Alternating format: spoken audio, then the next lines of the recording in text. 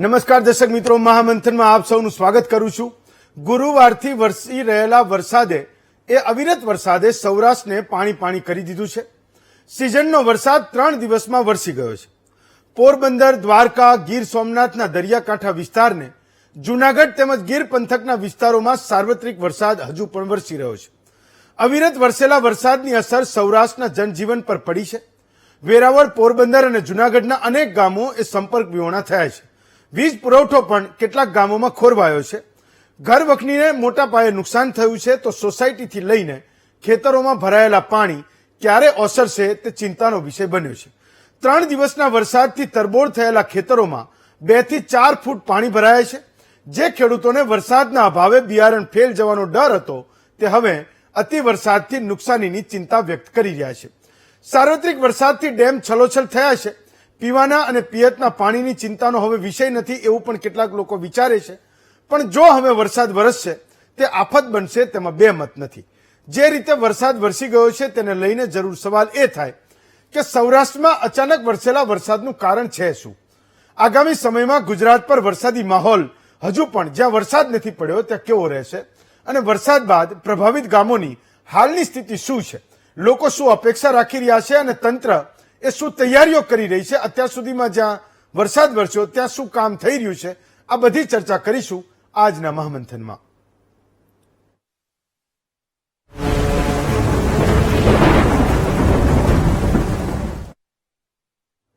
તો ધોધમાર વરસાદના કારણે ગામથી માંડીને શહેરો અને શહેરોની સોસાયટી અને રસ્તાઓ જળબંબાકાર બન્યા છે। જ્યાં જોઈએ ત્યાં પાણી જ પાણી સૌરાષ્ટ્રના કેટલાક નગરો, શહેરો અને ગામોમાં આપણને દેખાય છે।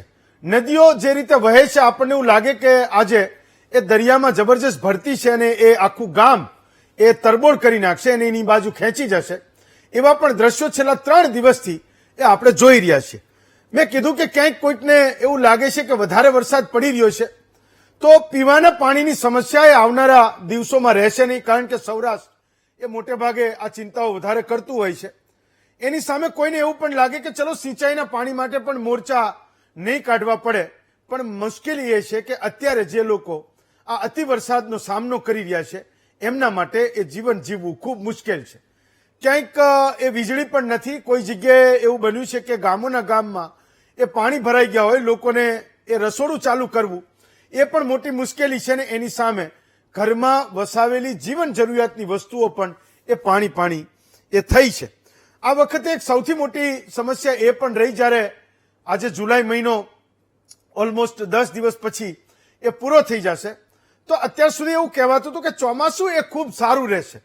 ચોમાસું એવું કહે છે કે 16 આની ચોમાસું રહેશે। ખૂબ ખેડૂતો પણ ખૂબ રાજી થયા, પણ જેમ જેમ ચોમાસું આગળ વધતું ગયું તો ક્યાંક એટલું બધું કોરું ધાકોર હતું કે લોકો એક વરસાદ માટે તરસી ગયા। ક્યાંક અડધો ઇંચ વરસાદ પણ થઈ જાય તો લોકોને રાજીપો થાય કે અમારે ત્યાં વરસાદ થયો, અને એક બાજુ જ્યાં વરસ્યો ત્યાં માત્ર 3 દિવસમાં 20 ઇંચ વરસાદ પડ્યો છે। દ્વારકા, ખંભાળિયા, પોરબંદર, જામનગરની જો વાત કરો, જો એના ડેટાની વાત કરો તો પોરબંદરમાં એવું કહે છે કે 40 વર્ષનો રેકોર્ડ આ વરસાદે તોડી નાખ્યો છે। 35 ઇંચ વરસાદ પડે તો એવું થાય કે આ સિઝનનો તમામ વરસાદ વરસી ચૂક્યો છે, અને માત્ર 48 કલાકમાં 20 ઇંચ વરસાદ પડે તો શું સ્થિતિ થાય? આપણે ત્યાં વરસાદના નિકાલની પણ એવી સજ્જડ વ્યવસ્થાઓ નથી। દર વખતે એક સવાલો આપણે ત્યાં પૂછાતા રહે છે। નગરપાલિકાવાળા એવું કહે કે અમે પ્રી મોન્સૂન માટે ઘણું બધું કામ કર્યું, પણ શું કામ કર્યું એ જ્યારે વરસાદ વરસે ત્યારે ખબર પડે। બીજો એક મુદ્દો એ પણ છે કે જે રીતે વરસાદની પેટર્ન બદલાઈ રહી છે, કોઈ નગરપાલિકાએ સારું કામ કર્યું પણ હશે તો પણ જે વરસાદની માત્રા છે એમાં બધું જ એક સાથે ઢંકાઈ જાય છે। મેં કીધું કે આગાહીએ આ વખતે ખેડૂતને સૌથી વધારે પરેશાન કર્યા છે। વરસ બહુ સારું હતું, વરસાદ સમયાંતરે વરસશે, હમણાં કોઈ આગાહી આવે કે 3 દિવસ પછી ખૂબ સારો વરસાદ ફલાણા જિલ્લામાં થવાનો છે, આ તાલુકામાં થવાનો છે। એ પ્રમાણે ખેતીના આયોજન પણ થયા, કંઈક વાવીને મૂક્યું, જે કંઈ ખર્ચ કરવાનો તો ઇનપુટનો ખર્ચ પણ કર્યો, જમીનમાં ખર્ચ થયો, મજૂરીનો ખર્ચ થયો, પણ વરસાદ વરસ્યો જ નહીં એવા પણ કેટલાક તાલુકાઓ પણ આપણે ત્યાં હજુ પણ છે। ત્યારે આજે આપણે વાત કરવાના છીએ જ્યાં જોઈએ ત્યાં પાણી પાણી છે। સૌરાષ્ટ્ર જળબંબાકાર છે। આગાહીઓ સાચી ખોટી કેમ પડી, આ 3-4 વિષય પર આજે આપણે વાત કરવાના છીએ। એક્સપર્ટ છે આપણી સાથે।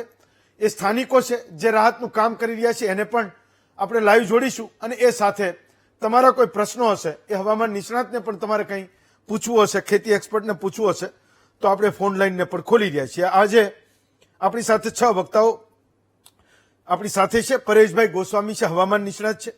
અર્જુનભાઈ મોઢવાડિયા છે, પોરબંદરના ધારાસભ્ય છે. વિમલભાઈ ચુડાસમા છે, સોમનાથના ધારાસભ્ય, એમને પણ જોડીશું. એ ખરાબ કનેક્ટિવિટીના કારણે હજુ સુધી જોડાઈ શક્યા નથી. રાજુ ભેટારિયા છે, એ ખેડ વિસ્તારના ખેડૂત છે.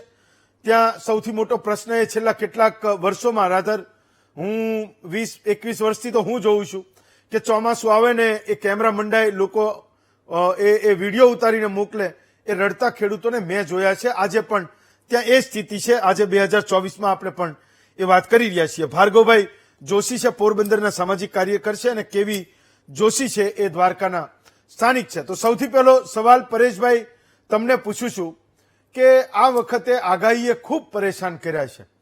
જ્યાં સૌરાષ્ટ્રના કેટલાક જિલ્લા અને તાલુકામાં એ હવામાન વિભાગે પણ એવું કીધું, નિષ્ણાતોએ પણ કીધું કે વરસાદ વરસવાનો છે, એ હજુ પણ કોરા ધાકોર છે. હું તમારી પાસે આ વધારે વરસાદ વરસી રહ્યો છે એનો સવાલ પૂછીશ, પણ મારો સૌથી પહેલો સવાલ એ છે કે આ વખતે કેમ એવું થયું કે મોટા ભાગની આગાહીઓ જ્યાં વરસાદ પડવાની હતી એ કોઈ કહી શકતું નથી, રાધર કહી ના શકા. એવું શું થયું આ વખતે કે એ ખેડૂતોને પારાવાર મુશ્કેલીઓમાંથી એ પસાર થવું પડ્યું? અને હું એ સવાલ તમને એટલે પૂછું છું કે સમાચાર ચેનલોના માધ્યમથી જ્યારે હવામાન વિભાગ કંઈક કહે, આપના જેવા કોઈ એક્સપર્ટ કંઈક કહે કે આજે અહીંયા 16મી તારીખે કે 22મી તારીખે વરસાદ વરસવાનો છે, તો એના આધારે ખેડૂત એ ખેતીના આયોજનો કરતો હોય છે. એ ખૂબ ખોટા પડ્યા છે. એ પછી હું જળબંબાકારનો પ્રશ્ન એ તમને પૂછું છું. પરેશભાઈ, ખાસ કરીને હેમંતભાઈ જોવા જઈએ તો આપણું રાજ્ય છે એ ગુજરાત રાજ્ય અન્ય દેશો કરતા પણ મોટું છે. અને આમ તો જે મારા વ્યક્તિગત વાત કરીશ કે જે અમારી આગાહીઓ આવતી હોય છે એમાં હવામાન વિભાગ હોય, કોઈ પ્રાઇવેટ સંસ્થા હોય, અથવા તો ઇન્ડિવિજ્યુઅલ કોઈ મારા જેવા વેધર એક્સપર્ટ હોય જેના તરફથી આગાહી આવતી, અમે એક લાંબા ગાળાનું જે અનુમાન આપતા હોય છે. આજની તારીખે હું ચેલેન્જ સાથે એક બીજી વાત કરું છું કે મારું જે યુટ્યુબ નું પ્લેટફોર્મ છે એના ઉપર 17 એપ્રિલ 2024 ના રોજ એક વિડીયો અપલોડ કરેલો હતો. એની અંદર આપણે સ્પષ્ટ જણાવ્યું હતું કે જે જુલાઈ મહિનાના પ્રથમ 15 દિવસ છે એ 15 દિવસની અંદર વરસાદ છૂટાછવાયો રહેશે, એમાં કોઈ સારું વરસાદનું પરફોર્મન્સ જોવા નહીં મળે. અને 17 જુલાઈ થી લઈને 30 જુલાઈનું જે 29 જુલાઈનું સેશન હશે એ સેશનની અંદર રાજ્યની અંદર અનેક રેકોર્ડો તૂટી જશે. આ એક અમારું લાંબા ગાળાનું પ્રિડિક્શન હતું. આજે વીટીવી ના માધ્યમથી ગુજરાતના ખેડૂતોને જણાવતા આનંદ થાય છે કે અમે આમાં ક્યાંક સત્યની નજીક પ્રાઇવેટ વ્યક્તિગત રીતે હતા. હવે આજની તારીખની વાત કરવા જઈએ તો આજની તારીખે વરસાદથી ઘણા બધા વિસ્તારો છે વંચિત છે. આજે 20 જુલાઈ થઈ ગઈ છે, હજી મધ્ય ગુજરાત અને ઉત્તર ગુજરાતની અંદર કોઈ વરસાદો છે વાવણી લાયક થયા નથી. ખાસ કરીને સૌરાષ્ટ્ર અને કચ્છના અનેક ભાગોની અંદર વરસાદ થયા છે, એ સાથે દક્ષિણ ગુજરાતની અંદર થયા છે. હવે વરસાદ છે ગુજરાતની અંદર એના માર્ગ છે, બે પેટર્ન થી વરસાદ પડતા હોય છે. અત્યારે જોવા જઈએ તો જે દક્ષિણ ગુજરાત, સૌરાષ્ટ્ર અને કચ્છમાં વરસાદ પડ્યા એમાં પણ જે રાજ્યની એવરેજ આવતી હોય સૌથી વધારે, એમાં પણ સૌરાષ્ટ્રના 6 જિલ્લા એવા છે કે જેની અંદર સૌથી વધારે વરસાદ નોંધાયો છે. જે આખા આંકડાઓ છે એ વર્ષને અંતે આખા ગુજરાતની એવરેજ આમાં સમાવેશ થશે.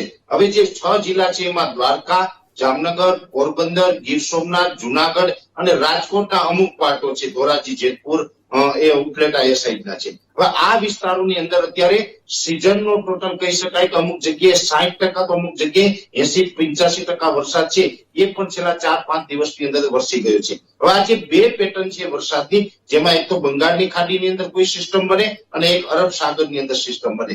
જનરલી જોવા જઈએ તો અરબ સાગરની અંદર જે સિસ્ટમો હોય છે એ સિસ્ટમને કારણે દક્ષિણ ગુજરાત તથા સૌરાષ્ટ્ર અને કચ્છને વધારે લાભ મળતો હોય, જ્યારે ઉત્તર ગુજરાત અને મધ્ય ગુજરાતના ભાગો એવા છે કે જેની અંદર બંગાળની ખાડીમાંથી જો કોઈ સિસ્ટમ આવે તો એને લાભ મળે. કેમ કે બંગાળની ખાડીનો જે સિસ્ટમનો ટ્રેક છે એ હંમેશાથી એ રહ્યું છે કે બંગાળથી ખાડીમાંથી છત્તીસગઢ, મધ્યપ્રદેશ અને મધ્યપ્રદેશથી પછી ઘણી વખત ઉત્તર તરફ ગતિ કરે તો રાજસ્થાન અને દિલ્હી તરફ જતી હોય. મોટા ભાગની સિસ્ટમો છે એ મધ્ય ગુજરાત અને ઉત્તર ગુજરાતના ભાગો પરથી પસાર થઈ અને પાકિસ્તાન તરફ એનો ટ્રેક રહેતો હોય છે. એટલે ચાલુ વર્ષે જોવા જઈએ તો અત્યાર સુધી જેટલા વરસાદો આવ્યા છે એમાં યુએસએ એટલે કે અપર એર સાયક્લોનિક હોય તો એ પણ અરબી સમુદ્રની અંદર બન્યા છે. એ સાથે જે ઓક્સો ટ્રફ હોય છે જે દક્ષિણ ગુજરાતથી લઈને કેરળ સુધી નૈઋત્યના ચોમાસાનું જે ઓક્સો ટ્રફ હોય છે એ પણ ખૂબ મજબૂત હતો, જેને કારણે દક્ષિણ ગુજરાતની અંદર વરસાદ પડ્યા અને બીજે જે કઈ વરસાદી સિસ્ટમો બની એ અરબ સાગરમાં જ બની હતી. બંગાળની ખાડીની અંદર કોઈ સારી સિસ્ટમ આ વર્ષે બની નથી, એટલા માટે થઈને મધ્ય ગુજરાત અને ઉત્તર ગુજરાતના ભાગો છે એ બાકી રહ્યા છે. હવે ખાસ અત્યારે એક સારા સમાચાર એ છે કે બંગાળની ખાડીની અંદર એક સિસ્ટમ બની છે અને હવે ઉત્તર ગુજરાત અને મધ્ય ગુજરાતને લાભ મળશે, પણ અત્યાર સુધી જે લાભ નથી મળ્યો એનું મેઇન કારણ આ છે કે બંગાળની ખાડી અત્યાર સુધી નિષ્ક્રિય હતી. અને આમ જોવા જઈએ તો હેમંતભાઈ, ગયા વર્ષે જે અર્લીનો સક્રિય થયો હતો એ ગયા વર્ષે ચોમાસાના એન્ડ ઉપર પણ એનો પ્રભાવ પડ્યો. શિયાળા દરમિયાન કોઈ ખાસ ઠંડી ન જોવા મળી એટલે શિયાળા ઉપર પણ એનો પ્રભાવ જોવા મળ્યો અને ઉનાળા દરમિયાન આ વર્ષે છેલ્લા 7 દાયકાનો સૌથી વધારે લાંબો ઉનાળો રહ્યો, ભીષણ ગરમી આપણે જોવા મળી, એ પણ એક અલ્નીનોનો પ્રભાવ હતો. અત્યારે આપણે અલ્નીનો જે ન્યુટ્રલ છે, કેમ કે અલ્નીનો છે એ છે પેસિફિક મહાસાગરનું તાપમાન. પેસિફિક મહાસાગરનું તાપમાન જયારે નોર્મલ કરતા ઊંચું જાય જે આપણે અલ્નીનો કહેવામાં આવે છે અને જેને કારણે હવામાનની વિપરીત અસરો જોવા મળતી હોય છે. અત્યારે એ ન્યુટ્રલ કન્ડિશનમાં છે. હવે આવનારા દિવસની અંદર એ તાપમાન નીચું જશે એટલે લાનીના પણ સક્રિય થાય એવી શક્યતાઓ છે. એટલે લાનીના સક્રિય થાય ત્યારે ચોમાસું સારું રહેતું હોય છે અને લાંબા ગાળાની અંદર જે વેધર એક્સપર્ટો છે એ ઘણા સમયથી આપને સારા ચોમાસાની આગાહી કરતા હતા. એની પાછળ પણ મહત્વનું કારણ હતું લાનીના, કેમ કે આ વર્ષે લાનીના સક્રિય થવાનું છે. આ એક ચોક્કસથી કહી શકાય કે સૌરાષ્ટ્રના અનેક ભાગોની અંદર અત્યાર સુધી કે આજે 20 જુલાઈ સુધી ચોમાસું સારું ગણી શકાય. મધ્ય ગુજરાત અને ઉત્તર ગુજરાતમાં અત્યારે ચોમાસું છે એ માઇનસમાં ચાલી રહ્યું છે, પણ હવે બંગાળની ખાડી સક્રિય થઈ છે એટલે ત્યાં પણ સૌરાષ્ટ્રની સાથોસાથ વરસાદ પડવાનું ચાલુ થશે. તો આખા ગુજરાતની જે એવરેજ છે વરસાદની એ આવનારા દિવસમાં આપણે સારી એવી જોવા મળશે. એટલે અત્યારે ભલે કદાચ અમુક વિસ્તારો છે નબળા છે, પણ વર્ષને અંતે ચોમાસું છે એ એકંદર ગુજરાતની અંદર 98% થી લઈને 108% સુધીનું જોવા મળે અને સારું ચોમાસું જોવા મળે એવી હજુ પણ આપણે શક્યતાઓ યથાવત છે. પરેશભાઈ, મધ્ય ગુજરાત, ઉત્તર ગુજરાત અને સૌરાષ્ટ્રના બોટાદ, ભાવનગર, મોરબી, અમરેલી, સુરેન્દ્રનગર આ જિલ્લા વિશે હું તમને સવાલ પૂછું છું. ઇન બિટવીન એ દર્શક મિત્રોને પણ હું જોડતો જાઉં છું જેમના કોઈ સવાલો હોય તો મારો સવાલ એ ડુપ્લિકેટ ના થાય. વિપુલભાઈ છે, ભાઈ વિપુલભાઈ ક્યાંથી છે? ઓકે વિપુલભાઈ, હા વિપુલભાઈ બાવળાથી. વિપુલભાઈ બોલો. હા, જય જલારામ હેમંતભાઈ. હા બોલો બોલો, જય જલારામ બોલો. તો બાવળાની અંદર જયારે વરસાદ થાય ત્યારે એનું પાણીનો નિકાલની કોઈ વ્યવસ્થા નથી. ચલો ફાઇન. આ પ્રશ્ન 2 દાડા પહેલા એક સવાલ આવ્યો તો, ચર્ચો તો એના ઉપર પણ વાત કરીશું. વજુભાઈ છે જુનાગઢથી. વજુભાઈ બોલો. વજુભાઈ તમારો ટીવી નું વોલ્યુમ બંધ કરી દો. ઓકે પરેશભાઈ, મારો સવાલ એ હતો કે ઉત્તર ગુજરાત અને મધ્ય ગુજરાતનું તમે કીધું કે માઇનસમાં છે, એના સિવાયના એ સૌરાષ્ટ્રના 6 જિલ્લા જ્યાં હજુ પણ વાવણી લાયક વરસાદ નથી, લોકો રાહ જોઈ રહ્યા છે, જેની પાસે તળમાંથી પાણી ખેંચવાની વ્યવસ્થા છે પણ વરસાદ જ નથી થતો, તો પાણી એ લાવે ક્યાંથી? તો મને તમે કહી શકો અમરેલી, બોટાદ, ભાવનગર, મોરબી, સુરેન્દ્રનગર એ લોકોનો વારો નજીકના સમયમાં એ આવે એમ છે કે નહીં? કારણ કે એ તો દ્વારકા ને પોરબંદર ને જામનગર ને ખંભાળિયાના એ દ્રશ્યો જોવે છે તેને એમ થાય છે કે ત્યાં કેટલો બધો વરસાદ છે, અહીંયા વરસતો નથી. તો લોકો તરસી રહ્યા છે વરસાદ માટે. ઉત્તર ગુજરાત, મધ્ય ગુજરાત અને સૌરાષ્ટ્રના આ પાર્ટમાં નજીકના સમયમાં કોઈ વરસાદ એ તમને દેખાઈ રહ્યો છે કે નહીં પરેશભાઈ? ચોક્કસથી હેમંતભાઈ, જોવા જઈએ તો મોરબી, સુરેન્દ્રનગર અને બોટાદના અમુક વિસ્તારો છે એ સાથે ભાવનગરના પણ અમુક વિસ્તારો છે કે જે હજુ વરસાદથી વંચિત છે ને ત્યાં પરિસ્થિતિ ખૂબ કફોડી છે. હવે મેં આપને કીધું કે જે મોરબી, સુરેન્દ્રનગર અને બોટાદના જે ભાગો છે આમ જોવા જઈએ તો એ સૌરાષ્ટ્રની અંદર આવે છે, પણ ભૌગોલિક સ્થિતિ એવી છે કે એને અરબી સમુદ્રનો જે સિસ્ટમ હોય છે એનો બહુ લાભ મળતો નથી. એને જયારે મધ્ય ગુજરાતમાં જે સારા વરસાદો પડતા હોય છે એનો જ લાભ છે ને એ સુરેન્દ્રનગર, બોટાદ અને મોરબીને મળતો હોય છે. અને એ વિસ્તારોમાં પણ જયારે બંગાળની ખાડી તરફથી કોઈ સિસ્ટમ આવે ત્યારે મોરબી, સુરેન્દ્રનગર, બોટાદ અને અમદાવાદ, ગાંધીનગર આ બધા વિસ્તારને લાભ મળતો હોય છે. નજીકના સમયમાં જે તમારો સવાલ છે એની અંદર એટલું ચોક્કસથી કહી શકાય કે બંગાળની ખાડીની અંદર એક ડિપ્રેશન બન્યું હતું. એ ડિપ્રેશન અત્યારે મધ્યપ્રદેશ સુધી આજની તારીખે અમારું જે લેટેસ્ટ પ્રિડિક્શન છે ત્યાં સુધી પહોંચી ગયું છે અને લગભગ આવતીકાલે 21 તારીખે રાત્રેથી દાહોદ, ગોધરા, મહીસાગર, છોટાઉદેપુર જેવા જિલ્લાઓ છે એટલે કે મધ્યપ્રદેશ બોર્ડર લાગુ વિસ્તારમાં આવતીકાલે સાંજ સુધીમાં હવે ત્યાં વરસાદની શરૂઆત થશે અને એ સિસ્ટમના પ્રભાવ હેઠળ મધ્ય પૂર્વ ગુજરાત, મધ્ય ગુજરાત, જે આપણે સૌરાષ્ટ્રના મોરબી, સુરેન્દ્રનગર, બોટાદ જેવા વિસ્તારો હોય અને ઉત્તર ગુજરાતના પણ તમામ વિસ્તારો છે. આ તમામ વિસ્તારોને આવતીકાલે 21 તારીખથી ધીમે ધીમે વરસાદની શરૂઆત થશે. આ રાઉન્ડ છે એ 26 તારીખ સુધીમાં મધ્ય ગુજરાત અને ઉત્તર ગુજરાતને પણ ગમરોડશે. એકંદર કહી શકાય કે જે અત્યારે સૌરાષ્ટ્રના દ્રશ્યો જે આપ જોઈ રહ્યા છીએ અને સૌરાષ્ટ્રના દ્રશ્યો જોઈને કોઈને લાગતું હશે કે બહુ અતિ ભારે વરસાદ છે, એ લગભગ આવનારા દિવસમાં મધ્ય અથવા તો ઉત્તર ગુજરાતમાં અતિ ભારે વરસાદની પણ ચર્ચા કરી શકે છે. ચાલો, તમે લાઈન પર પરેશભાઈ જોડાયેલા રહેશો. આજે ઘણા બધા દર્શકો હશે જેમના સવાલો એ માત્ર તમને હશે. અરવિંદભાઈ છે મહીસાગરથી. અરવિંદભાઈ બોલો. હા, નમસ્તે. સર આપનો અવાજ નથી આવતો. ઓકે, ભાવનગરથી અરવિંદભાઈ, ભાવનગરથી છે. અરવિંદભાઈ બોલો. નમસ્કાર, બોલો બોલો. હવે એવું કહેતો કે મહીસાગર નામ જ નથી આવતું. આપણે પરેશભાઈને પૂછવાનું છે કે સર તમે ટીવીને છોડી દો, તમે બોલી જાઓ એક શ્વાસે. હવે પરેશભાઈને એવું પૂછવાનું કે હવામાન વિભાગની આગાહી મહીસાગર જિલ્લામાં આજથી સુધીમાં કશું વરસાદ જ નથી પડ્યો. હા બસ ચલો, એ સવાલ પણ મેં પૂછ્યો, એમને જવાબ દીધો કે 26મી જુલાઈ સુધીમાં એ તમામ જિલ્લાઓમાં પણ એ વરસાદ પડશે. થોડી હલચલ એમને દેખાઈ રહી છે અને કદાચ બધું સમસૂત્રું ચાલ્યું તો 21 થી 26ની વચ્ચે, એટલે કે આવતીકાલથી 26 તારીખ સુધીના એ 5 દિવસોમાં એ વરસાદ આવશે એવું કહે છે. ચલો જોશી સાહેબ, દ્વારકાની શું સ્થિતિ છે? હું તો પહેલી વાર એ દ્વારકામાં આટલો બધો વરસાદ એ એક સાથે જોઉં છું. ત્યાં શું સ્થિતિ છે અત્યારે? અત્યારે અતિવૃષ્ટિ થઈ છે દ્વારકામાં. દ્વારકા તો વરસાદ માટે શ્રાપિત જ છે કે ક્યારેય અકલ્પ્ય છે કે આટલો વરસાદ ક્યારેય પડતો નથી. અને અત્યારે વરસ ચાલુ વરસાદ એટલો છે કે રહી શકતોય નથી અને માણસ સહન પણ નથી કરી શકતા. અત્યારે માણસોના રસ્તાઓ બધા ભરાઈ ગયા, દુકાન બધી પાણીમાં ડૂબી ગઈ છે, બેંકો સહિત અત્યારે પાણીમાં ડૂબી ગઈ છે અને જાહેર રસ્તાઓ ઉપર પાણી ભરેલા છે. કોઈ ચાલી શકે, વાહન વ્યવહાર કઈ ચાલી શકતો નથી. વીજળી હજુ છે કે? પરિસ્થિતિ બહુ ખરાબ છે. વીજળી છે કે નથી? હા, વીજળી પડે જ છે, વીજળી ચાલુ છે. લાઇટ કહું છું, ઘરમાં જરૂરી લાઇટ કહું છું. વીજળી ચાલુ છે, લાઇટ ચાલુ છે. fine. અત્યારે લાઇટ ચાલુ છે. આજે થોડી વાર પહેલા લાઇટ ગઈ હતી પણ અત્યારે લાઇટ ચાલુ છે. ઓકે રાજુભાઈ, એ સવાલ હું ખેડ વિસ્તારને લઈને પણ પૂછતો હતો કે દર વખતે એ દ્રશ્યો અમે જોઈએ છે કે એકવાર વાવી દીધું એ નદીનું પાણી છે એ બે બાજુના કાંઠે એ જબરજસ્ત ફેલાઈ ગયું, વરસાદ આવ્યો નથી કે ખેડ વિસ્તારમાં એ મુશ્કેલી શરૂ થઈ નથી.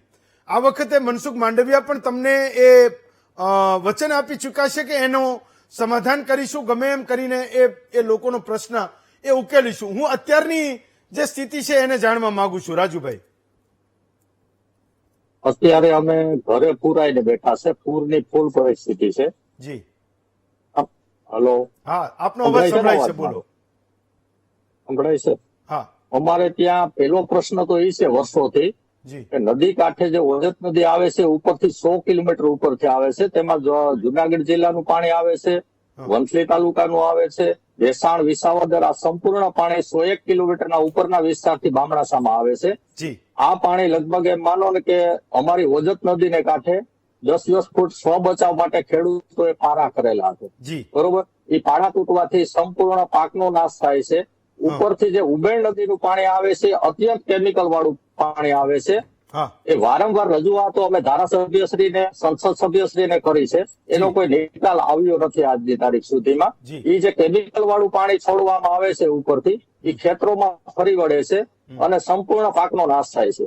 અત્યારે 80% પાક બામણાસા ગામનો નિષ્ફળ થયો છે અને અમારે સંપૂર્ણ ઘેડ વિસ્તારમાં 48 થી 50 ગામ આવે છે. ઘેડ વિસ્તાર એટલે 2 જિલ્લાનો જોડતો વિભાગ છે, એ પોરબંદર જિલ્લા અને જુનાગઢ જિલ્લા.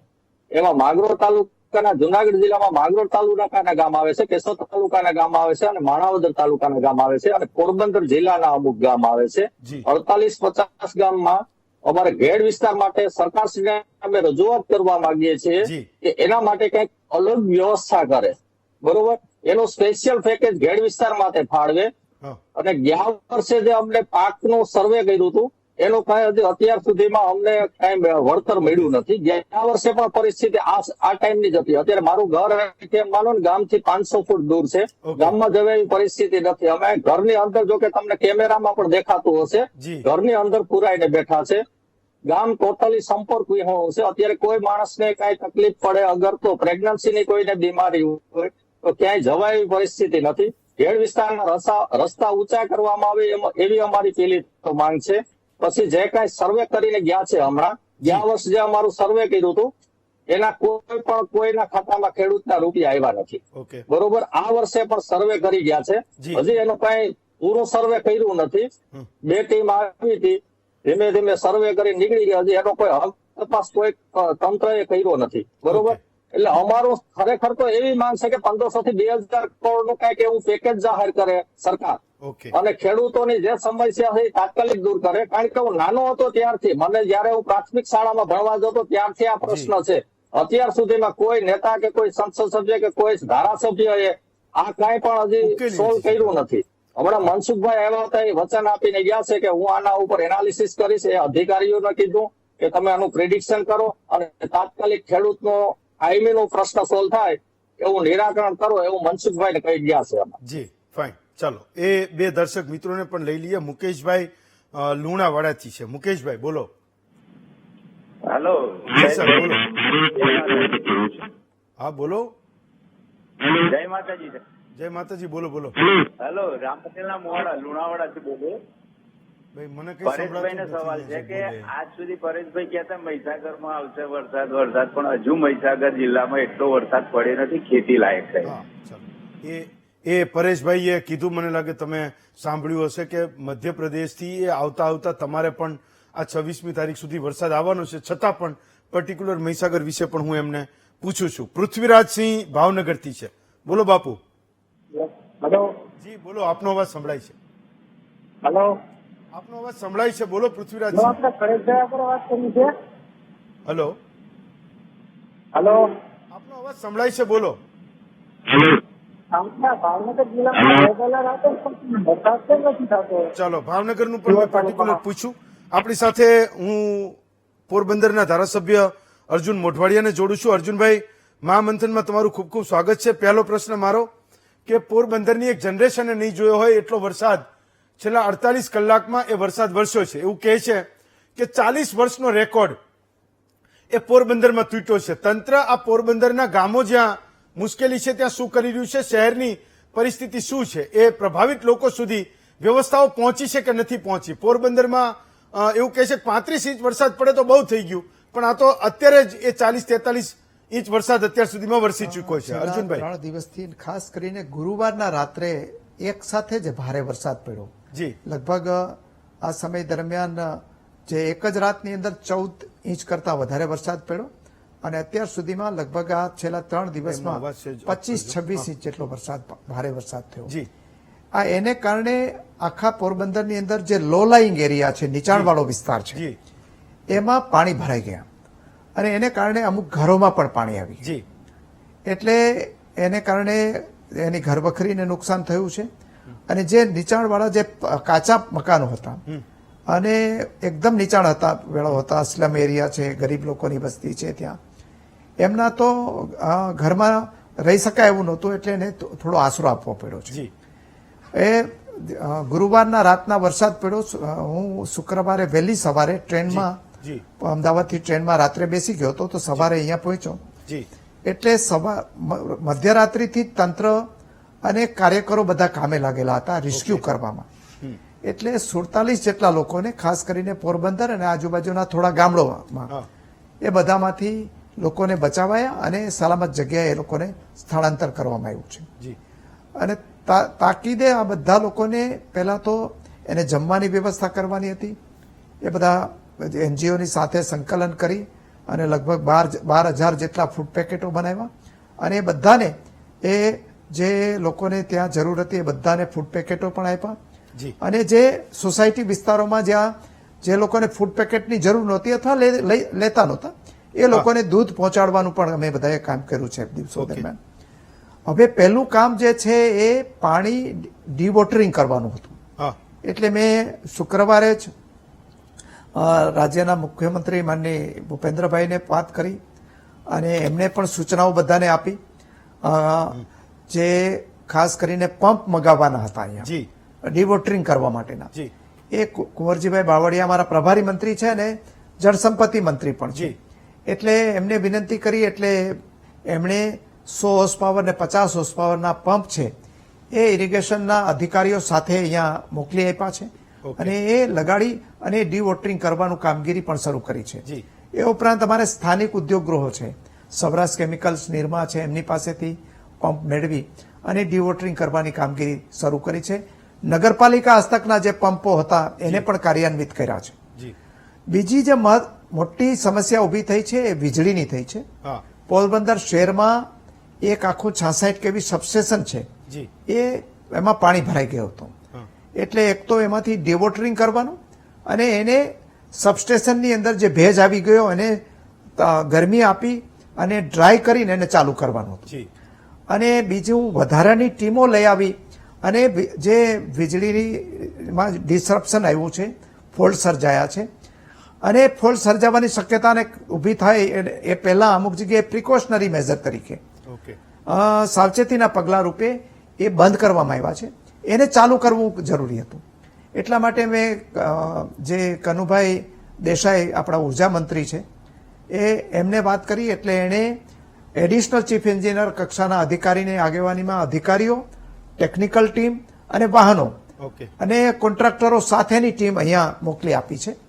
એટલે એ પણ આજ સવારથી એણે કામગીરી શરૂ કરી છે અને ગઈકાલે રાત્રે લગભગ એને જે સબસ્ટેશન છે એ તો ડ્રાય કરીને મોડી રાતના એ શરૂ કરી આવે છે. અને અમારા જે પોરબંદરના સાંસદ છે અને કેન્દ્રના મંત્રી છે ડોક્ટર મનસુખભાઈ માંડવિયા, એ પણ સતત સંપર્કમાં હતા અને આજે બપોરથી એ પણ અહીંયા હતા અને આજે આપણે જિલ્લા કક્ષાના અધિકારીઓ સાથે અમે મિટિંગ પણ કરી છે. મિટિંગ કરીને જે કઈ સૂચનાઓ આપવાની હતી એ આપી અને બધા સ્થળો ઉપર હું તો પહેલે દિવસે જ બધી જગ્યાએ જઈ આવ્યો હતો અને આજે ડોક્ટર મનસુખભાઈ પાસે સાથે પણ આખા એરિયાનું રિવ્યુ લઈ અને કામ કરવાનું શરૂ કર્યું. અર્જુનભાઈ, એ પાણીના દ્રશ્યો મેં પણ જોયા, વરસાદથી જળબંબાકાર છે. 25 જેટલા ગામો એવું કહે છે કે સંપર્ક વિહોણા છે. અત્યાર સુધીમાં એનું કોઈ કનેક્શન થઈ શક્યું છે કે નહીં? ત્યાં કંઈ પહોંચ્યું છે કે નથી પહોંચ્યું? અત્યારની સ્થિતિ શું છે, જ્યારે હજુ એવું કહે છે કે વરસાદ વરસવાની શક્યતા છે? હજુ પણ ખાસ કરીને જે ઘેડ વિસ્તારના ગામો હતા, એ ઘેડ વિસ્તારના ગામો જ્યાં રસ્તાઓમાં પાણી ભરાયા છે ને દર વખતે આ સમસ્યા થાય છે એટલા માટે કે ત્યાં રસ્તા ઊંચા બનાવી શકાતા નથી. રસ્તા ઊંચા બનાવીએ તો ખેતરો ધોવાઈ જાય, જમીન ધોવાણ થાય, એટલે રસ્તા તો જમીનના સમથળ રાખવા પડે. એટલે ત્યાં નાના વાહનો માટે થોડા એપ્રોચેબલ નથી રહેતા થોડોક સમય માટે, પણ મોટા વાહનો જઈ શકતા હોય છે. એટલે ત્યાં ઘેડ વિસ્તારના જે ગામો છે જે સંપર્ક વિહોણા હતા એમાં અત્યારે ટેલિફોનિક સંપર્ક બધાના છે જ અને એમાં કોઈ ગામમાં નુકસાની હોય એવું ઓછું છે. અહીંયા જે ખેતીવાડીની અંદર થોડું ઘણું જે લોકોએ ઘેડ વિસ્તારમાં સામાન્ય રીતે ચોમાસામાં મગફળી ઓછી વવાય છે, આ વખતે થોડી ઘણી મગફળી વાવી હતી એટલે એમાં થોડું નુકસાન છે. પણ એ સિવાય ખેતી માટે બાય એન્ડ લાર્જ આ વરસાદ છે એ ખૂબ સારો કહી શકાય એવો વરસાદ છે અને એનાથી ખેડૂતોને તો રાહત થઈ છે. જે કંઈ થોડું ઘણું નાનું સ્વાભાવિક છે, વરસાદ થાય ભારે એટલે નાનું મોટું નુકસાન થયું હોય પણ એ અપેક્ષિત હોય અને એના માટેના જે ખાસ કરીને અહીંયા શહેરી વિસ્તારોની અંદર પાણી ભરાયા છે અને એમાં ગરીબ માણસોને વિસ્થાપિત કરવામાં આવ્યા છે. એને કેશ ડોલ્સ આપવાની, જેટલા દિવસો એને બહાર રહેવું પડ્યું હોય વ્યક્તિ દીઠ જે રાહત અપાય છે એ આપવાની, ઘર વખરીને નુકસાન થયું હોય તો એને મદદ કરવાની, ખેડૂતોને પણ મોટું પાયે ધોવાણ થયું હશે તો એ પણ સર્વે કરીને એ માટેની પણ સૂચનાઓ આજે વહીવટી તંત્રને આપી દેવામાં આવી છે. ચાલો, તમારી જનતાને અર્જુનભાઈ અત્યારે એ નેતાઓની જરૂર છે, અધિકારીઓની જરૂર છે, સરકારની જરૂર છે, તો એમની વચ્ચે જ રહેશો એવી હું અપેક્ષા પણ રાખું છું. તમે મહામંથનમાં જોડાયો, આપનો ખૂબ ખૂબ આભાર પણ માનું છું. બે દર્શક મિત્રો આપણી સાથે છે, અભયભાઈ છે સુરેન્દ્રનગરથી. અભયભાઈ બોલો. ભાઈ છે લાઈન પર? નહીં. ઓકે. કિશોરભાઈ છે મોરબીથી. કિશોરભાઈ બોલો. કિશોરભાઈ નથી. હેલો. હા બોલો કિશોરભાઈ બોલો. હું અભય બોલું છું જી, બોલો, અભય. જિલ્લામાંથી. એ માતાજી જય માતાજી, બોલો બોલો. હવે અત્યારે જે આજે આપણે પરેશભાઈ આગાહી આપે છે, જી હવે એના વરસાદે ભાઈ સાહેબ વાદળા સાહેબ વરસાદ કેમ નથી આવતો? એમ વાદળા સાહેબ વરસાદ કેમ નથી આવતો? હા, તો પરેશભાઈ, એક બાજુ મેં જેટલા પણ જિલ્લા તમને એવું કીધું હતું કે હું પર્ટિક્યુલર સવાલ પૂછીશ, એ તમામ જિલ્લાના દર્શકો મને લાગે એમનો ફોન લાગી ગયો અને એને એ સવાલ પૂછી લીધો. પણ આજે ઉકળાટ અને ગરમીનો જે માહોલ છે, એક બાજુ લોકો એ દ્રશ્યો જોવે છે કે નદીઓ એ જબરજસ્ત ગાંડી તૂર થઈને એ વહી રહી છે, એ બધું પાણી દરિયામાં પણ જઈ રહ્યું છે. ક્યાંક લોકોની મુશ્કેલીઓ જોઈને આપણને એ સંવેદના પણ થાય કે ખૂબ બધી માથાકૂટમાં એ લોકો પસાર થઈ ગયા છે. પણ સવાલ એ છે કે માત્ર ગરમ થતા શહેરો, નગરો ને ગામ વાદળા જોરદાર થાય કેમ કે આજ તો સાંજે એ ધડબડાટી બોલાવશે ને પૂરું કરી નાખશે, એ કેમ નથી આવતો? એ સવાલ એ ભાઈએ પૂછ્યો, કિશોરભાઈએ. બોલો એનો જવાબ પરેશભાઈ. ચોક્કસ કહી શકાય કે જે સૌરાષ્ટ્રના અમુક ભાવનગરના વિસ્તારો છે અથવા તો મોરબી સુરેન્દ્રનગરના વિસ્તારો છે અને મધ્ય ગુજરાત અને ઉત્તર ગુજરાત, આમાં અનેક વિસ્તારોની અંદર હજુ સુધી વરસાદ નથી થયો. જેવી રીતે આપણે શરૂઆતમાં વાત કરી હતી એમ કે જે મોરબી સુરેન્દ્રનગર હોય કે બોટાદ જેવા વિસ્તારો હોય એને મધ્ય ગુજરાત અને ઉત્તર ગુજરાતની સાથે બંગાળની ખાડીની જે સિસ્ટમો પસાર થતી હોય એમાં જ વધારે લાભ મળતો હોય છે. બાકી અરબી સમુદ્રની અંદર કોઈ સિસ્ટમ બને એનો કોઈ ખાસ લાભ આ વિસ્તારોને જનરલી મળતો હોતો નથી. એટલે અત્યાર સુધી જે અરબી સમુદ્રમાંથી સિસ્ટમો બનતી હતી એટલે આ વિસ્તાર બાકાત રહી ગયો. આ એક ચોક્કસથી છે કે ભાઈ શ્રી હમણાં જે સવાલ કર્યો કે અમારા વિસ્તારમાં વાદળા ખૂબ છે પણ વરસાદ નથી, એનું મેઇન કારણ હોય કે જ્યારે પણ વરસાદ વરસતો હોય છે ત્યારે વાદળનું જે લેવલ હોય છે એમાં 700 HPA લેવલે ભેજ હોવો જોઈએ અને 850 HPA લેવલે એક બહોળું શિયર ઝોન સર્જાય તો જ એ વરસાદો છે પડતા હોય છે. જે આ સુરેન્દ્રનગર અથવા તો બીજા અન્ય વિસ્તારોની અંદર જે વાદળો જોવા મળ્યા, ભાવનગર હોય, મોરબી હોય કે જે વિસ્તારમાં વરસાદ નથી પડ્યો ને એકદમ ઘાટા વાદળ હતા, એ હાઈ લેવલના વાદળ હતા. વાદળની ઊંચાઈ ખૂબ વધારે હતી અને વધારે ઊંચાઈ વાળા વાદળ હોય એમાં આપણે ક્યારે વરસાદની સંભાવનાઓ હોતી નથી. એટલે વાદળ હતા એ ઊંચાઈ વાળા હતા જેને કારણે વરસાદ નથી પડ્યો અને ખાસ કરીને વરસાદની જે સિસ્ટમ હોય છે એનું કોઈ પ્રેશર છે આ વિસ્તાર ઉપર આવ્યું નથી. તો મેં આપણે જણાવ્યું એમ કે જે બંગાળની ખાડીનું લો પ્રેશર અત્યારે આગળ વધી રહ્યું છે એ મધ્યપ્રદેશ સુધી પહોંચી ગયું છે. આવતીકાલે રાત્રેથી જે મધ્યપ્રદેશ બોર્ડર લાગુ વિસ્તાર છે ત્યાંથી વરસાદની શરૂઆત થઈ જશે અને 26 તારીખ સુધીમાં, કેમ કે અત્યારે જે આ સિસ્ટમનો ટ્રેક છે એ ટ્રેક આપણે છોટાઉદેપુર છે, દાહોદ, ગોધરા, જે મહીસાગરના વિસ્તારો એ ઉપર થઈ મધ્ય ગુજરાતીમાં જે સુરેન્દ્રનગર, મોરબીને પણ લાભ મળશે, સૌરાષ્ટ્રમાં કચ્છના રાપર તાલુકાને પણ લાભ મળશે અને એ સાથે અરવલ્લી અને સાબરકાંઠા, બનાસકાંઠા, પાટણ, મહેસાણા આ જે ઉત્તર ગુજરાતના વિસ્તાર તમામ વિસ્તારને લાભ મળશે અને 26 તારીખ સુધીમાં એ મધ્ય ગુજરાત, ઉત્તર ગુજરાત થઈ અને એ પણ પાકિસ્તાન તરફ એ સિસ્ટમ જશે. એટલે 26 તારીખ સુધીમાં તમામ વિસ્તારોની અંદર સારો લાભ મળશે અને એ વરસાદની શરૂઆત છે એ આવતીકાલથી થઈ જાય તેવી પૂરી શક્યતાઓ છે. અત્યારે જે ટ્રેક છે તેમાં એ ટ્રેકમાં હવે સિસ્ટમ ફંટાઈએ કે ટ્રેકમાં ચેન્જ થાય એવી શક્યતાઓ ખૂબ ઓછી છે. એટલે મને વિશ્વાસ છે કે હવે 26 તારીખ સુધીમાં બધા વિસ્તારોની અંદર વરસાદ થઈ જશે. ઓકે, ચલો. રામજીભાઈ છે રાપરથી, કચ્છનું રાપર. રામજીભાઈ બોલો. હેલો જી, આપનો અવાજ સંભળાય છે. રામજીભાઈ બોલો. હા સાહેબ, અમારા કચ્છ રાપર તાલુકામાં ખેતીવાડી લાઈન નાખી હતી બધી, એમાં કોઈ એટલો બધો ભ્રષ્ટાચાર થયો લાઈનનો. ખેતીવાડી નહેર આવે, નહેરમાં પણ બરાબર કોઈ કામ કર્યું, નહેર બધી તૂટી ગયેલી છે, એ લોકો કામ કરતું જ નથી કોઈ. એટલે તમારો પ્રશ્ન શું કીધો ભાઈ? છે અવાજ વધારજો ને. હા, અમારા રાપર તાલુકામાં ખેતીવાડીની નહેર આવે ને, પાણીની નહેર એ બધી તૂટી ગઈ, કોઈ રિપેરિંગ કરતું નથી. કેટલી વખત વાત કરી, કોઈ રિપેરિંગ નહીં કરે. એટલે ખેતરમાં લાઈન નાખી, લાઈનનો કેટલો બધો સરકારે ખર્ચો કર્યો, ના રિપેરિંગ કરે ના એમાં લાઈનમાં પાણી પણ નથી આવતો કોઈ દિવસ. તો મને લાગે છે કે આ તમારે વરસાદ આવે પછી તમે એ સવાલો પૂછો છો એને થોડા વહેલા પૂછવાના શરૂ કરો. જ્યારે કાળો ઉનાળો તપતો હોય, જ્યારે એનું કામ કરવાનું છે ત્યારે એ સવાલો પૂછો. હું માનું છું કે અમે પણ માધ્યમ બનીએ ને એ સરકારને કહીએ કે ધારાસભ્ય, સંસદને પણ ખબર પડે. એ લોકો આ ઉનાળામાં તો ચૂંટણીમાં વ્યસ્ત હતા, પણ એ કોઈ અધિકારીઓ અને તંત્ર છે એને એ કરવાનું કામ છે. એવું જરૂરી નથી કે નેતા ત્યાં હાજર હોય તો જ એ કામ થાય. એ સિંચાઈ વિભાગનું કામ છે, એન્જિનિયરિંગ ડિપાર્ટમેન્ટનું એ કામ છે, એને કરવું જ જોઈએ. પણ હું માનું છું કે પહેલા પણ એમને કહેવું જોઈએ કે આ માથાકૂટ અહીંયા છે. કદાચ મે બી હવે આ બધું થયું છે, અત્યારે વરસાદ ત્યાં ઓછો હશે તે કામ કરશે પણ ખરા, અમે પણ એ રિપોર્ટ કરાવીશું. આપણી સાથે એક દર્શક મિત્ર છે. ભાઈ શું નામ કીધું તું? ઓકે, ફોન કપાઈ ગયો છે. હા, ભાર્ગવભાઈ એક મને એ સવાલ હતો જે મેં શરૂઆતમાં અર્જુનભાઈને પણ પૂછ્યો કે એક જનરેશને ના જોયો હોય એટલો બધો વરસાદ પોરબંદરમાં આ છેલ્લા કેટલાક સમયથી એ જોવાઈ રહ્યો છે.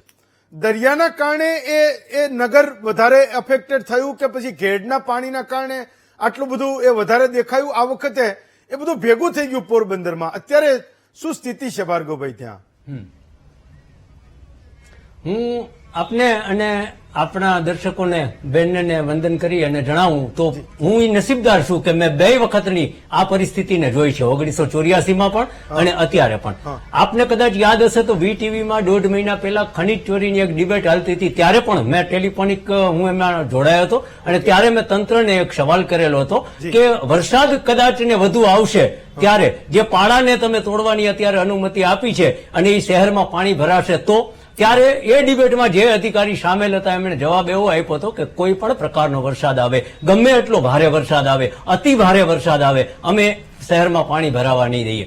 પાણી આપ જાણો સાહેબ, પાણી શહેરમાં 3 દિવસ ત્યાં ભરાયેલા છે. પહેલી વાત આ. બીજી વાત, હું આને 3 વિભાગમાં વહેંચીને વાત કરીશ. પહેલી શહેરની ભૌગોલિક પરિસ્થિતિ, બીજી ઘેડની ભૌગોલિક પરિસ્થિતિ અને ત્રીજી ગ્રામ્યની પરિસ્થિતિ. પહેલી શહેરની પરિસ્થિતિની વાત કરીએ તો શહેરમાં રાજાશાહીના વખતમાં શહેરની અંદરમાં 1 મીટર ઊંડી ગોળ ટનલ હતી. એ આજે કેમ બુરાયેલી છે? સવાલ નંબર આ એક. સવાલ નંબર 2, એ રાજાશાહીના યુગમાંથી જેવા આપણે લોકતાંત્રિક યુગમાં આવ્યા અને આપણી જે નિકાસના માર્ગો હતા, જેમ કે ખીજડી પ્લોટમાં જે બગીચો બનાવવામાં આવ્યો છે, એ ખીજડી પ્લોટની ખાડી હતી, ત્યાંથી શહેરમાં પાણી ભરાઈ જતું હતું, એનું નિકાસ થતું હતું. પણ શું કર્યું? એને બુરી અને એના ઉપર આપણે બગીચો બનાવી નાખ્યો. એવું જ છાયાના રણમાં પણ કેટલાક લોકોએ એવું કારસ્તાન કર્યું છે કે એને બુરી અને ત્યાં બગીચો બનાવવાની યોજના બનાવે છે. એટલે મૂળ સવાલ એ છે કે જે લોકો યોજના બનાવતા હોય છે ત્યારે આવી સ્થિતિઓને કેમ ધ્યાને નથી રાખતા? 40 વર્ષે આ ભારે વરસાદ થયો છે, એ વાલો છે, અતિશય વાલો છે અને ખેડૂત મિત્રોને તો આપણા બધા કરતા વધારે વરસાદ આ વાલો હશે. પણ આપણી ક્યાંક ને ક્યાંક જવાબદારી છે. જવાબદારી જો કોઈ સ્વીકારે નહીં, તમે તંત્રમાં કોઈ અધિકારીને ફોન કરો અને મોટા ભાગે એમના નીચેના અધિકારી એવો જવાબ આપે કે સાહેબ લોકમેળાની મિટિંગમાં વ્યસ્ત છે. આ કેટલું શોભે આપણને? અત્યારે લોકમેળાની આપણે જરૂર છે કે અત્યારે અતિ ભારે વરસાદમાં જે લોકો ફસાયેલા છે એની? તો હવે હું જે 3 વિભાગની વાત કરતો હતો એમાં પહેલા વિભાગની વાત કરું તો કુચડી શહેરમાં સૌથી વધારે પાણી ભરાયેલા છે. તો આ કુચડી શહેરમાં પાણી એટલે ભરાયા કે પોરબંદર દ્વારકા હાઈવે જે નીકળ્યો એમાં જે કંઈ પણ નિકાસના માર્ગો હતા એને બંધ કરી દેવામાં આવ્યા. જે તે વખતે દરેક નિકાસના માર્ગોની આસપાસ રહેતો ખેડૂત વર્ગ અથવા ગ્રામ્ય વર્ગે તેમની રજૂઆત કરેલી. આ પોરબંદરના તંત્રએ કે આ પોરબંદરના નેતાઓએ જેને નહીં સાંભળી હોય. આ નંબર 1. નંબર 2, શહેરમાં જ્યાં જ્યાં પણ આજે બગીચા કે એવી તમે રૂપકડા આયોજનો કરી નાખ્યા છે પણ મૂળ નિકાસના માર્ગો બંધ કરી દીધા છે. આવી અતિવૃષ્ટિઓ થાય ત્યારે જ લોકોને ખબર પડે. મેં 1.5 મહિના પહેલા પણ આની રજૂઆત કરી હતી ને ત્યારે જે અધિકારીએ જવાબ આપ્યો તો મને આશ્ચર્ય થતું હતું કે એણે યા તો પોરબંદરનો અતિ ભારે વરસાદ જોયો નથી, યા તો એણે બહુ સહજતાથી કહી દીધું કે ગમે એટલો વરસાદ પડશે અમે પહોંચી વળશું. અત્યારે વરસાદ પડેલો છે 3 દિવસમાં પોરબંદરમાં. 1984માં પહેલા પાણી ભરાયેલા હતા અને હવે 40 વર્ષ પછી આજે પાણી ભરાયેલા છે અને 3 દિવસે એક પણ અધિકારી એમ નહીં કહી શકે તમને કે અમે આરામથી ડી-ડ્રોપિંગ કરી રહ્યા છે, ડી-વોટરિંગ કરી રહ્યા છે. ના, આજે પણ તમને એ જ જવાબ આપશે કે ત્યાંથી પંપ મંગાવવામાં આવી રહ્યા છે, ત્યાંથી આયોજન કરવામાં આવી રહ્યું છે, બાજુમાંથી મંગાવવામાં આવી રહ્યા છે. પંપ આવ્યા છે અથવા પંપ છે તો એ સરકારી કોલોનીઓમાં પહેલા લાગ્યા છે, જરૂરિયાતમંદ લોકો માટે નહીં. એટલે આવી ઘણી બધી વાત છે. હું આ વિરોધ કરવા નથી બેઠો, હું વાત એ કરવા બેઠો છું કે તમે જયારે કોઈ પણ આયોજનો કરતા હો છો, એટલે કે સરકાર, એટલે કે જે સાંભળતા હશે એ દર્શક મિત્રો પણ ધ્યાને લેજો, જયારે કોઈ આયોજન બનતું હોય છે ત્યારે માત્ર ને માત્ર એમાં એક બની ગયેલા પ્રોજેક્ટ ઉપર જ વાત કરવાની નથી હોતી, એની હાનિની પણ વાત કરવાની હોય છે અને એમાં આવતી ફરિયાદોને પણ સાંભળવાની હોય છે. પોરબંદરમાં 40 વર્ષમાં નથી થયું, એનું પરિણામ આજે આ છે. રહ્યો સવાલ બીજો, આપણા સંસદ સભ્યશ્રી અને આપણા ધારાસભ્યશ્રી એ આજે મોજૂદ છે અને જયારે પણ એને ટીવી ડિબેટમાં બોલતા હોય છે હું સાંભળતો હોઉં છું કે એ એમ કહેતા હોય છે કે અમે સતત સંપર્કમાં છીએ. ભલા તમે કોના સતત સંપર્કમાં છો? તંત્ર તો લોકમેળાના આયોજનમાં વ્યસ્ત છે અને જેને તમારે સાંભળવાના છે એને તમે આશ્વાસન સિવાય બીજું કંઈ આપતા નથી. કુચડી જેવા ગામોમાં કેશ ડોલ્સ આપવાની જરૂરિયાત છે અને પોરબંદર શહેરમાં પણ એવી કેટલીક વસ્તીઓ છે, શહેરમાં પણ એવી કેટલીક જગ્યાઓ છે કે જ્યાં આ વખતે કેશ ડોલ્સ સરકારે આપવા પડે એમ છે, કારણ કે એ લોકોની ઘર વકરી ડૂબી ગઈ છે. અને રહી સવાલ ફૂડ પેકેટની, તો ફૂડ પેકેટ તો બધા વેચે છે અત્યારે. કોંગ્રેસ પણ વેચતી હશે, ભાજપ પણ વેચે છે, અન્ય એનજીઓ પણ વેચે છે. તો ફૂડ પેકેટને સરકાર પોતાના નામે ના ચડાવી લે. માત્ર ફૂડ પેકેટ વેચી લેવાથી લોકોની તૃપ્તિ થતી નથી. લોકોને એ આશ્વાસન પણ જોઈ શકે કોઈનું એક ઝૂંપડું છે ને એમાં બધું જ પલળી ગયું છે, તો એને કોઈ સરકાર તરફથી એવી હિંમત આપનારો વ્યક્તિ પણ ત્યાં જોશે કે જે એમ કહે કે તમે જરા ગભરાશો નહીં, તમારી 8, 10, 12, 15, 17 હજારની જે કંઈ પણ ઘર વકરી હશે એને અમે પૂરી દેશું. Okay, fine. રામભાઈ છે માંગરોળ થી. રામભાઈ બોલો. રામભાઈ, હા, તમારો ફોન થોડો દૂર રાખજો અને બોલો, તમારો પ્રશ્ન છે.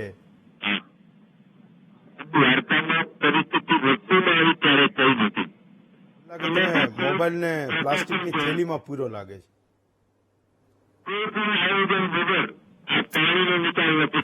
ચલો, મને ભાઈ તમને સમજાય છે, મારી ટીમને સમજાય છે શું બોલે છે? ઓકે, ચલો એક બ્રેક લઈએ, બ્રેક પછી પાછા આવીએ તો આ ચર્ચાને આગળ વધારીશું. પણ એક સવાલ અમે તમને પૂછ્યો હતો કે વરસાદની બદલાતી પેટર્નની સાથે અનુકૂળ થવું એ ખરેખર પડકાર બનશે કે કેમ? એ ગુજરાતના 78% લોકોને એ લાગી રહ્યું છે કે વાસ્તવમાં એ આગળનો સમય એ આ વરસાદની બદલાતી પેટર્ન સાથે અનુકૂળ થવામાં આપણને પડકાર સજશે. 22% લોકોને હજુ પણ એવું લાગે છે કે આ પડકાર નથી. કદાચ શહેરોમાં એ મોટે ભાગે એવું લાગે છે કે આ પડકાર નહીં બને, પણ ગામડાવાળો જે સામાન્ય માણસ છે એ એક સાથે વરસતા આ 15-20 ઇંચ વરસાદથી પરેશાન હોય છે, ત્રાહિમામ હોય છે. એની રોજીરોટીના એ પણ ખૂબ મોટા પ્રશ્નો હોય છે. આનો જવાબ પણ લઈશું. એક બ્રેક લઈએ. બ્રેક પછી સ્વાગત છે આપનું મહામંથનમાં. પરેશભાઈ, એક સવાલ એ દરેકને વિચાર તો કરી મૂકે એવો છે, મે બી કદાચ મોટા ભાગના કારણો એ કુદરતી જ હશે કે માનો કે દર વર્ષે કોઈ એક જિલ્લાને પકડો તો એટલો જબરજસ્ત વરસાદ હોય. આ વખતે તમે પોરબંદર અને દ્વારકાને, ખંભાળિયાને જુઓ. ગઈ વખતે જામનગર જિલ્લામાં જબરજસ્ત વરસાદ પડ્યો હતો. એના આગળના વર્ષે જુનાગઢમાં હતો. આ બાજુ બનાસકાંઠામાં પણ એક વર્ષ એટલો ખતરનાક વરસાદ પડ્યો કે બધું જ તંત્ર આખું ત્યાં એ ઉતારવું પડે. તો એવું કેમ થઈ રહ્યું છે કે જ્યાં પડે ત્યાં જબરજસ્ત રીતે પડે અને એક સાથે એ 24 કલાકમાં 20, 25 ઇંચ વરસાદ પડે? હું માનું છું કે એટલે બધા કહે છે કે આ ગ્લોબલ વોર્મિંગ છે ને આ છે ને તે છે, પણ બિચારો ગામડાનો માણસ તો હજુ તે એ પંખાથી જ ચાલે છે. હજુ પણ એને ક્યાંક જવાનું છે તો એ 5-10 કિલોમીટર ચાલીને જ જાય છે. એ નથી કોઈ એવા ગાડીઓ કે મોટા વાહનોનો પણ ઉપયોગ કરતો. તો એવું શું થઈ ગયું છે ગુજરાતમાં કે દર વર્ષે કોઈક એક જિલ્લો એટલો જબરજસ્ત વરસાદ પડે કે એ કોઈની કલ્પના ના હોય. મેં કીધું કે દર વખતે આપણે એવું કહીએ છીએ કે 40 વર્ષનો રેકોર્ડ તૂટ્યો, 50 વર્ષનો તૂટ્યો, ક્યાંક તો 100 વર્ષનો રેકોર્ડ એ એક સિઝનમાં 2-3 દિવસના ગાળામાં એ તૂટી રહ્યા છે. શું કારણ શું છે પરેશભાઈ? હેમંતભાઈ, આમ જોવા જઈએ તો આ કોઈ નવી વાત નથી કે એક જગ્યાએ વધારે પડતા વરસાદ પડવો. જો કે આ ગુજરાતમાં જ અન્ય રાજ્યોમાં પણ આ જ રીતે અતિવૃષ્ટિ જેવા વરસાદો પડતા રહે. હમણાં થોડા દિવસ પહેલા મહારાષ્ટ્રની અંદર, ખાસ કરીને મુંબઈની અંદર પણ આ રીતનો વરસાદ જોવા મળ્યો હતો. અને એ પેલા થોડા સમય પહેલા એટલે ઉનાળા દરમિયાન જે આપણે દુબઈની અંદર કહી શકાય કે ત્યાં એટલા બધા વરસાદો નથી જોવા મળતા, તો દુબઈની અંદર એક સાથે વરસાદ વધારે પડી ગયો હતો. એટલે એક પ્રકારે ગ્લોબલ વોર્મિંગ છે, જવાબદાર છે, એને પણ આપણે નકારી ન શકાય. અલ્નીનો છે એ પણ આ વર્ષે અને છેલ્લા અમુક વર્ષમાં જે વધારે વરસાદ પડ્યા છે ત્યારે અલ્નીનો પ્રભાવ પણ રહ્યો છે. ખાસ કરીને આ જે વેધર સાયકલ જે આપણી છે એ આપણી ખોરવાયેલી છે. અને અલગ અલગ પરિબળોથી જે વેધર સાયકલ ખોરવાયેલી છે, જેની અંદર આપણે મહત્વનો મુદ્દો વાત કરી કે ભાઈ ગામડાઓના લોકો છે એ તો ચાલીને જતા હોય, વાહન પણ ઉપયોગ નથી કરતા. ઠીક છે કે વાહનથી કદાચ પ્રદૂષણ પણ ફેલાતું હશે, પણ આપણે 21મી સદીમાં જીવીએ છીએ, ટેકનોલોજીના યુગમાં જીવીએ છીએ, એટલે આપણે વાહનો છે એ પણ યુઝ કરવા પડશે. આપણે હવે 18મી સદીમાં નહીં જઈ શકીએ. હવે ફરીથી પાછા આપણે ઘોડાગાડીમાં મુસાફરી નહીં કરી શકીએ. આપણે આ 21મી સદીની ટેકનોલોજીને અપનાવવી પડશે. પણ મેઇન મુદ્દો છે કે એક દિલ્હીની સંસ્થા છે, મારું સૌભાગ્ય છે એમની સાથે મારે કામ કરવાનો અવસર મળ્યો હતો. આજની પરિસ્થિતિની વાત કરવા જઈએ હેમંતભાઈ તો આ જે ગ્લોબલ વોર્મિંગ ને વારંવાર અલ્નીનો સક્રિય થવો અને જે વેધર સાયકલ આપણી ખોરવાયેલી છે, જેને કારણે જ્યાં નથી પડતો ત્યાં બિલકુલ વરસાદ નથી પડતો, અથવા તો જ્યાં પડે છે ત્યાં અતિવૃષ્ટિ સર્જી દે અમુક પ્રકારના રેકોર્ડો તોડી નાખે છે. જો કે આ રેકોર્ડ તોડે એનો મતલબ પણ એવો થયો કે કોઈ 50 વર્ષનો રેકોર્ડ તોડે તો એનો મતલબ એવો થયો કે 50 વર્ષ પહેલા પણ આટલા રેકોર્ડ સુધીના વરસાદ તો પડ્યા હતા. એટલે વરસાદ તો પેલા પણ પડતા હતા, પણ વારંવાર જે રેકોર્ડો તૂટે છે એની પાછળનું મેઇન કારણ છે કે અત્યારે જ્યાં દિલ્હીની સંસ્થા દ્વારા જે અલગ અલગ પ્રકારનું જે અમે સર્વે કર્યું હતું એની અંદર મેઇન મહત્વની વાત છે કે હવે આપણે બધાએ વૃક્ષ વાવવા તરફ જવું પડશે. જો આપણે વૃક્ષો નહીં વાવીએ તો આવનારા સમયની અંદર પરિસ્થિતિ વધારે ખરાબ થવાની છે. ખાસ કરીને આપણા ભારત દેશની અંદર 140 કરોડ આસપાસની જે વસ્તી છે, અત્યારે સંપૂર્ણ ભારત દેશની વાત કરવા જઈએ તો 500 કરોડ આસપાસ આપણે વૃક્ષની ઘટ છે. એટલે કે માથા દીઠ દરેક વ્યક્તિએ 4 વૃક્ષ વાવવા પડશે. અત્યારે પરિસ્થિતિ એવી છે કે 4 વ્યક્તિ મળીને પણ 1 વૃક્ષ નથી વાવતા. એટલે વધારે પડતા આપણે વૃક્ષ વાવશું ને તો જ આપણું જે હવામાન છે ને, વેધર સાયકલ છે ને, એ રાબેતા મુજબ રહેશે. જો વૃક્ષો વાવવામાં નહીં આવે તો પરિસ્થિતિ આગળના દિવસોમાં ઓર ખરાબ થવાની છે. એટલે પહેલા તો હું વીટીવી ના માધ્યમથી દરેક પ્રજાજનોને, દરેક મારા ભાઈઓ બહેનોને એક અપીલ કરું છું કે વધુમાં વધુ વૃક્ષ વાવો, જેથી કરીને આ પરિસ્થિતિનો સામનો આપણે વારંવાર ના કરવો પડે. ચાલો, ખૂબ સુંદર વાત કરી પરેશભાઈ. એ રિસર્ચ પણ ખૂબ મહત્વનું છે. મેં ક્યાંક વાંચ્યું હતું કે એક વ્યક્તિ દીઠ કેટલા વૃક્ષ હોવા જોઈએ. ક્યાંક અમુક દેશોમાં એટલા બધા જાજા છે ને આપણે ત્યાં એટલા બધા ઓછા છે. મે બી કદાચ એ સામૂહિક એક ચિંતનનો વિષય બનશે અને માત્ર ચિંતન નહીં પણ એના ઉપર એક્ટ પણ થશે. આપણે બધા એ પ્રમાણે વર્તીશું પણ ખરા. પરેશભાઈ, અર્જુનભાઈ, રાજુભાઈ, ભાર્ગવભાઈ અને જોશી સાહેબ, 5 વક્તાઓનો ખૂબ ખૂબ આભાર માનું છું. આવતીકાલે વધુ એક નવા વિષય સાથે ફરી મળીશું. આજે રજા આપશો.